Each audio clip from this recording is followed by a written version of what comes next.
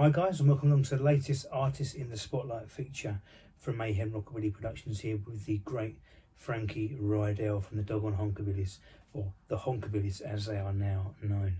I want to thank you all for the support so far on the previous Artists in the Spotlights, obviously with Will Collins Nuttall, Johnny Wildheart and the Blue Lights, and most recently Joe Newborn. They've gone down really well and the response has been fantastic.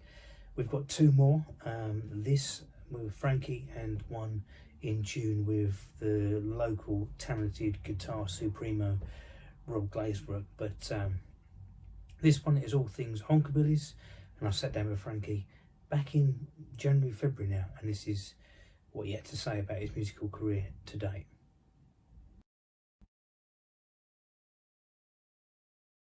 So thank you, Frankie, for taking time out to do this interview. I know you've got a big fan base, the Honkabillies, especially locally and around Europe, so I really appreciate an artist of your stature, taking time out to talk to me. The first question here we've got for you today, the first question I've got for you is, how did your music career start? How did it all start off? And have you always been into the country side of this music? I don't know about career, Scotty. Certainly a hobby, a very enjoyable and nice hobby that lasted over 10 years now. I think it started in 2009 when I had a tiny little record deal in Berlin on a label, and a couple of songs that went on a compilation CD, and they asked me to come back the following year to play a festival and bring a real band. So I didn't have a band then. I played and recorded over there with a German band, and so got myself a few friends that could play, and formed the Doggone Country Band. That's what it was called. And then over the years it kind of morphed into the Honkabillies, and so we went over there and played. So that was 2009, some time ago. Was always into country? Well, yes, country, rock and roll, rockabilly, hillbilly, all that music from the 40s, late 40s, 50s, early 60s. It was played in my house, all the time, and when I could listen to it on the radio back then, I would. So yeah, that's always been part, not specifically country, but that genre of music all around. So that was my thing, even when everyone else around me was into very strange stuff in the 70s. As you said, there are a lot of people in the 70s when you were growing up with this type of music were into the mainstream sort of stuff, and it's good to know you've always been into that sort of country roots that you've been in. Second question here for you, Frankie, is what did you learn first? Did you learn to play the guitar, or were you a vocalist, and how did that sort of pan out? What came first? Guitar vocalist, I think. There'll be people that will probably class me as neither, and that probably includes the band, certainly not as a guitarist. What started first? I would have to be singing, because the guitar didn't fit into the shower, so singing was it. I used to sing along to songs before I even understood the words. I liked the beats and I liked the feel, and it's quite a revelation when I grew, when I moved to England, and I started to understand the lyrics better. Jailhouse Rock was quite a revelation for me. Funny, but so yeah, I suppose singing first, and then guitar later, and guitar really by necessity, because playing in a band, being nervous and kind of, you want something to hold on to, and you want something to help you keep the rhythm going and become part of the band. And playing without guitar, I think, is a skill. Just singing, I think unless you're Elvis, you've got the wiggles, and me and my short legs, that was never going to happen. So I had the guitar, and I kind of knew a few chords, and I tried to play them in the right order as much as I could. I wasn't plugged in for many gigs, because apparently I sounded so awful, but that really wasn't going to be something we wanted to impose on any audience. and then of course later on I had to learn it better, so I could hold a tune on my own. It's getting there. I still probably have more guitars than I know chords, but you know, I can scratch along all right now. So yeah, so singing first, I suppose, and then, you know, followed by guitar, and put the two together. Yeah, I've always found, you know, people on stage and the times I've performed on stage without a guitar or without something there to do with your hands, so to speak, you know, you feel a little bit lost. Um, but obviously singing first and the guitar for you. What were your personal influences growing up? Personal and musical influences as an artist? Who had that impact on you to get you into this sort of music? My personal musical influences. Well, it really was, you know, it really was country and rock and roll. And when Elvis died, my dad bought my mum the 40 greatest on two cassettes. I remember that. And a few weeks in, I kind of swiped those two cassettes, and they became my sort of staple nighttime listening. You know, I would fall asleep with my headphones on every night, listening to these two cassettes, and you know, the music and the feel and everything. Just I loved it. You know, that resonated with me. Um, so it's Elvis, of course. Then you know, like most people, Johnny Cash, Hank Williams. Um, and then later on, you know, you got to know more artists. Don't forget, back in the day, you didn't have the internet, so it was about what you could hear on the radio. And in Germany, the radio stations didn't have too many. They had oldies, but they didn't go back quite that far. And it was about buying tapes and cassettes. So that was the only way to get exposed to new artists. So it was Elvis Cash and Hank Williams. And then later on, sort of in the 80s, you know, I really got into Dwight Yoakam and Wayne the Train, and one of my absolutely top favourite bands, BR549. So they're the kind of influences, and they're the people I listen to, and then Lefty Frizzell, and you know, George Jones, and Johnny Horton. It's kind of opened up, and I suppose it really opened up with the advent of CDs and then the internet, you know, because you could access music that many people couldn't unless you were an avid collector. So it kind of broadened. The rest of the band has got a slightly wider field than myself, and they're into all sorts of music, you know, which I think, you know, sometimes you can get little feels of other styles that Honkabilly's kind of moved into. That we like to absorb stuff like most bands do. It's nothing special, but so I would say these are my influences. So we've heard about your influences. We've heard about your how you started off. Were you a singer first? Were you a guitarist? Whatever, how it all happened. We're now coming on to obviously your band now, the Honkabillies as they're called.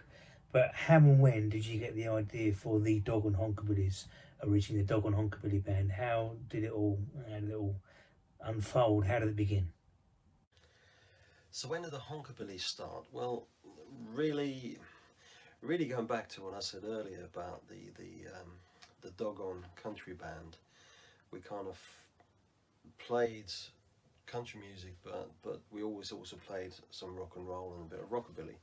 So we always played what we liked, and that was the kind of thing we liked. So we were never a pure country band. We're never a pure rockabilly band. Certainly not that. And you know, the instrumentation had steel in it, and so we kind of swung in and out, which made it quite difficult in the beginning to find a home, you know, and to find a scene, if you like, that accepted you wholeheartedly. The country scene, you know, thought we were too rockabilly or rock and roll, and the rockabilly rocking scene thought we were too country. So it didn't quite get on with the hat and the steel guitar that well in the beginning. That changed. So yeah, it morphed from the Doggone Country Band into the Doggone Honkabillies. Honkabilly because we played a festival once in, I think, a car show in East Germany, and when we came off, we played our sets, you know, with a mixture of music, and someone came up and said, "Oh, you're just a bunch of rockabillies in cowboy hats." I don't think they meant it as a compliment, but we thought, well, it was actually right. And so on the way home, you know, 1,000-mile journey back to Calais and then to Dover, we decided that since we liked a bit of country, honky tonk and rockabilly, we came up with Honkabilly. So by the time we hit Dover, that was the new band name, the Doggone Honkabillies. And then later on we kind of dropped the doggone, because people had trouble spelling doggone and Honkabillies. So we try to make it a little bit easier. And yeah, so that's how the Honkabilly started, and the lineup kind of changed. You know, various people came in, not too many. I mean, you know, in over 10 years we didn't have too many different people. The staple died has always been myself, and really Frankie Jr., you know, who just about played every instrument in the band, from drums when he was only about 16, I think, 17, all the way through to rhythm, then lead, steel. So yeah, one-man show, the little man. So that's how the Honkabillies started, I think, from what I can remember. It's a bit of a haze. Yeah, I can imagine. Frankie, there's been some great memories, and obviously being a haze there as well. Another question here that was I've always wanted to ask you. Obviously, the band now is very much family based, and obviously I know Theo's left the band as the bass player, and that sort of situation at the moment. Obviously your son's in the band. Your other son has helped out as well, and your future daughter-in-law, Claire, on the drums. How is it playing with family? Is it easy? Are there conflicts? Are there arguments? Or is it just a great, big, fun session every single time you guys jam together or play together? Playing with family in the band, yeah, it's perfect. Yeah, best thing ever. We never argue, we never disagree. We kind of tuned in, and you know, we kind of know what the other one wants before they even say it, and it's just seamless and perfect. Not always. I think it's obviously real fun, and it's a great feeling to be you know, traveling the world literally with you know, your son and sons. You know, Billy played with us on a few times as well, and there have been gigs where I had both Billy and Frankie in the band, and you know, Claire joining in, and Claire being part of the family now. You know, it's great, but you know, it has its challenges. You know, trying to differentiate between, you know, normal family life and discussion and band. You kind of, you know, one always morphs into the other, and you know, sometimes we all get together back in the day when you could, and you know, inevitably, be it Christmas or be it somebody's birthday, the conversation would always migrate to music, and which is a good thing, but you know, sometimes it would take over, I think. And also, I suppose the difficulty is that you're much more, you're more demanding when it's you know, your family, you know, your son, and you know, even vice versa. You know, the relationship between a son and a dad, and a son and a band member, you know, it's slightly different, isn't it? You know, because you're on equal footing in that sense. And so yeah, you know, it has its moments. But altogether, you know, I wouldn't have wanted to swap it. You know, it's fantastic. I recommend it to anybody. Have kids, form a band. Great stuff. I suppose in hindsight, Frankie, that is the perfect mix. You know, playing with family, because you've always got that automatic connection before anything else begins.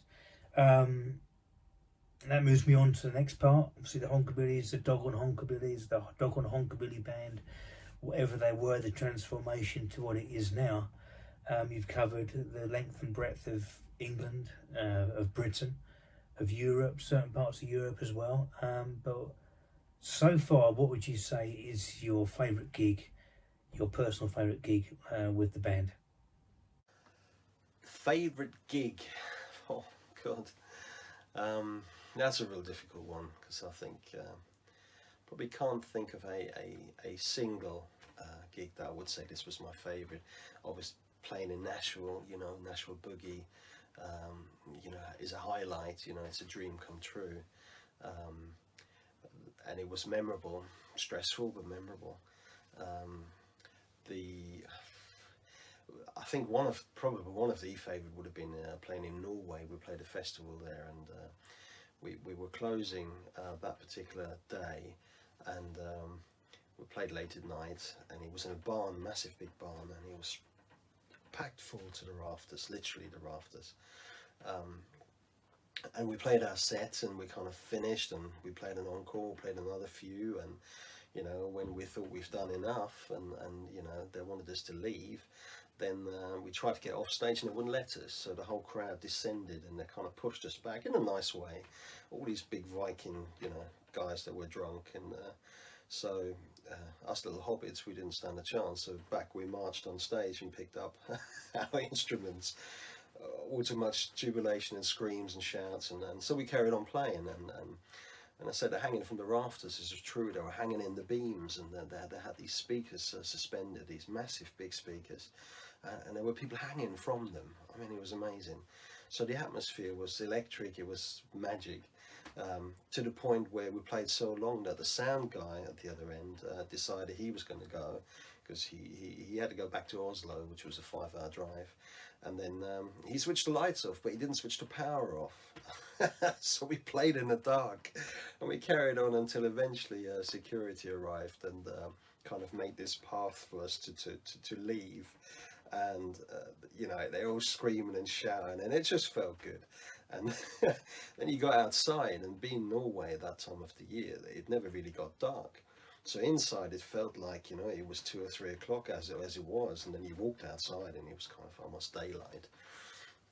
So we went back, and you know, we had trouble going to sleep. We had our cabins, you know, we had towels on our faces because, you know, we were buzzing, and the light was on, and so it was a memorable gig. It was a great gig. But then equally, you know, some smaller ones, the Fez in Margate, you know, I always remember that's always been fantastic in terms of how you felt. You know, it's no bigger than a front room, and you know, people standing right in front of you. You kind of had to move your instrument if somebody wanted to get to the toilet, and people were out in the street listening, and it's just great. It was fantastic. So very, very small gig. The other one was quite big. So they're memorable. I'm sure there's loads of others, you know, playing at the rave the first time, and Hemsby main stage, you know, that kind of from Hemsby the first time in the Harlequin. You know, all those kind of things are memorable, and there are many in between that, you know, it'll take a bit longer for me to kind of, at my age, trying to get them back into the forefront of my memory. I'll look it up for next time. Yeah, I'm sure there will be a next time, Frankie. But yeah, as you can say, you've covered a lot of things there. You've played abroad. You've played obviously the Hemsby here, the Rockabilly Rave, big concerts, big festivals and weekends. So to highlight a certain point there would be difficult, I believe. And any answer you give has been greatly appreciated, and hope the people watching this are enjoying that. Go back, I don't know when it was, a couple of years back. I know you were signed to Wild Records in America. If anyone doesn't know, Wild Records is a Californian rockabilly label, which obviously is renowned mainly for more heavier, loud, wild, should I say, rockabilly music, more than obviously what the Honkabillies normally play. So first of all, joining Wild Records, how did that come about? How were you approached for that? And does this open up more avenues for you as a band now? How did Wild come about? Well,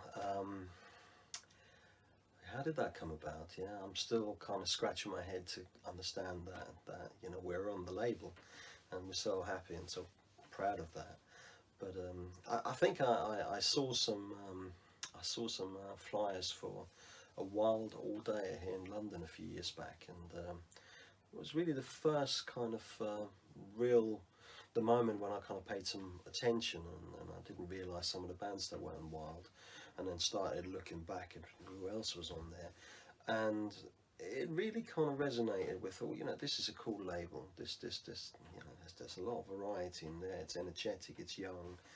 So I thought, if you don't try, you know, you'll never know. So I sent a few demos to Reb Kennedy, who runs Wild Records in California, and you know, not really expecting to get an answer, and I didn't for quite a few weeks, when all of a sudden Reb said, let's talk. And so we had a Facebook conversation, you know, on the phone, free, you know, that's great. And you know, I think we ended up talking for almost an hour and a half about just about everything. So he really liked what we do, and he said, send me some more stuff, and then we'll see.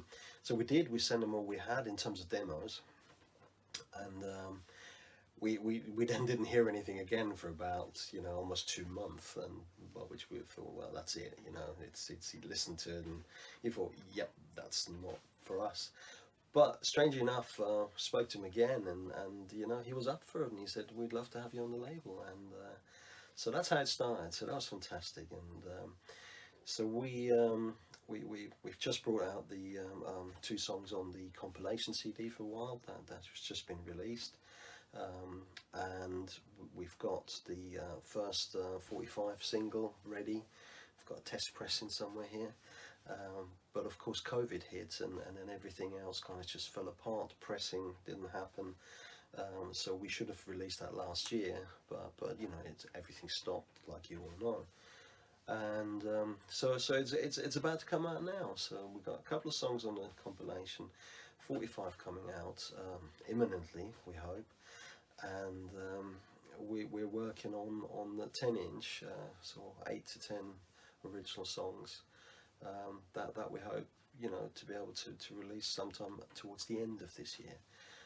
So there's lots going on, and it's allowing us to kind of use our own material, our original stuff, and all the Wild stuff that we do will be original. There'll be no covers. So that's how Wild came about. You know, I for one, I really eagerly anticipate any sort of release you've got with Wild Record, and I'm really looking forward to hearing that material. I think a lot of the guys on the rocking scene in England and around the world will be. Brings me on to the next point.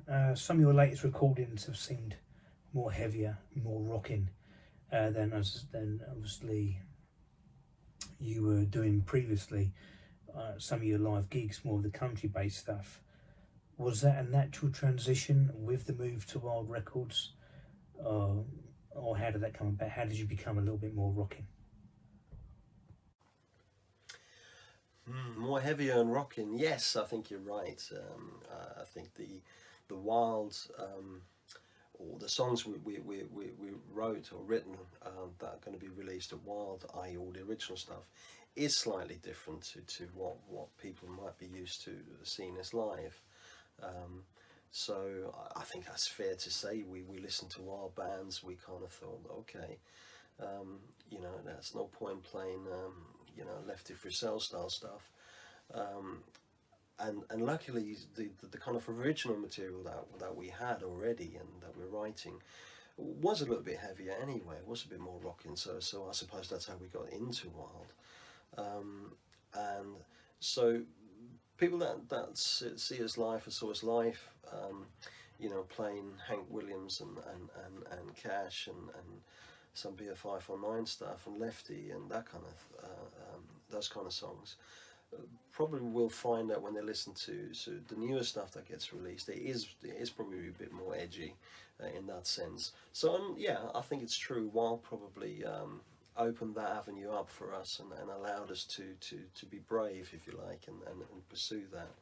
Well, that's not to say that you know, we're not going to be able to play you know, some other stuff, you know, with harmonies and you know, I think we're even working on a waltz at the moment. You know, absolutely, why not? You know, we love it.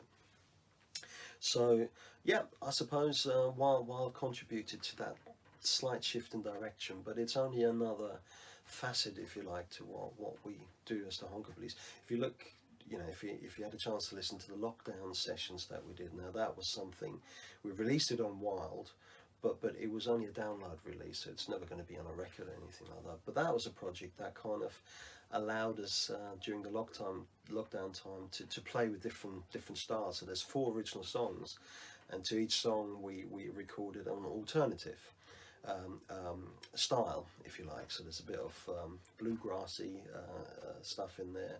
Some, you know, one it will be a rocking tune, but we changed it into a swing, and so on. So we kind of messed around a little bit with that, and that was nice, you know, and that's Honkabilly too. So I suppose we struggle with a we struggle with identity, if you like, you know, because we used to say, and we say that today, we only play what we like, and we certainly like what we play. So that kind of means that there may be different. It pulls in different directions at different times. So yeah. Yeah, very interesting stuff. You know, obviously, I've followed you from the early days where you're playing the sort of more Hank Williams, Johnny Cash sort of country numbers. So to hear this new refreshing sound from you guys is very interesting and exciting as well. My final question for you, Frankie, before I let you go back to your songwriting or whatever you're doing, what does the future hold for you as a band? What are your plans for the future? What does the future hold? Well, who knows? I think the one thing I've learned over the last few years is you cannot predict the future in any way, shape or form. So we were booked to play Vegas last year. We booked to play Simcoe and Wisconsin last year. We had a small gig in LA. We should have recorded at Wild Studio last year. So, you know, all that fell apart for reasons we all know, and we hope that they can all be replicated again this year, and hopefully next year. So Vegas is on the cards again, and going to LA and recording there, doing another single is on the cards. And then we'll see from there. I mean, the one thing we do know is we'll be playing less. Well, I say we'll be playing less, we're playing nothing at the moment as everybody else is. But we're probably going to, in the future, when things get back to some kind of level of normality, play less club gigs and concentrate on some of the festivals. And that's due for a number of reasons, but you know, one of them, we all have other commitments and work and everything else, and so I suppose the times where we played every single weekend, sometimes twice, sometimes even 3 times a weekend, are probably not going to come back for us, for the Honkabillies. But we'd like to be still out there, but concentrate a little bit more on recording, writing more stuff, because we've had many of the songs in the bag for almost 10 years, and they never saw the light of day because we just didn't have the time to record it, or the means, time and means, and then we're constantly out. So we want to make sure we find a good balance between playing live and playing good venues, and recording more, and you know, putting some material out there for people to listen to. So that's hopefully the future for the Honkabillies, and I do hope that, you know, for all of us, everyone that's involved in our scene, in our music, whether you're playing or whether you come in to watch and enjoying the weekends and the festivals and the venues, you know, we sincerely hope that's going to come back soon. So that's hopefully the future that we're going to see. We'll wait and see what happens. All what leaves me now to say is a massive thank you, Frankie, for your time. I really appreciate it. I'm sure there are other people listening do that are fans of the band, to hear some insights. So thank you very much. Thank you for everything, and good luck in the future with everything you decide to do personally and with the band. You're welcome, Scotty. Thanks for having me again, and everybody out there listening, stay safe, look after yourselves, and hopefully we're going to all see you at some point somewhere. Thanks for having me. Cheers.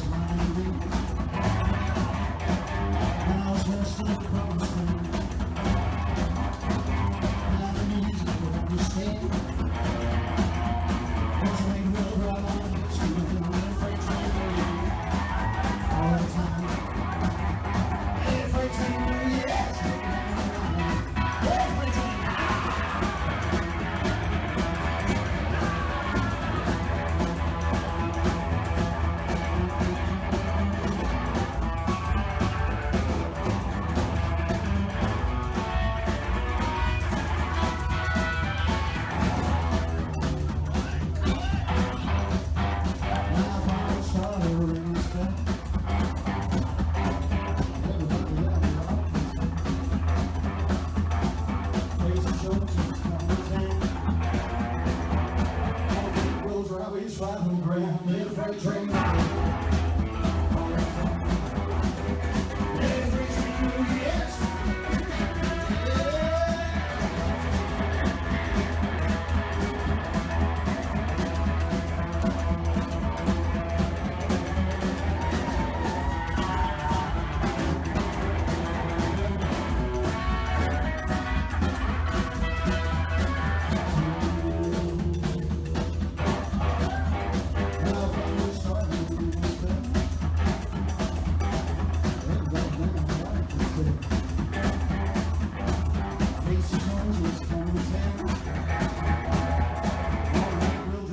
Flat on the ground.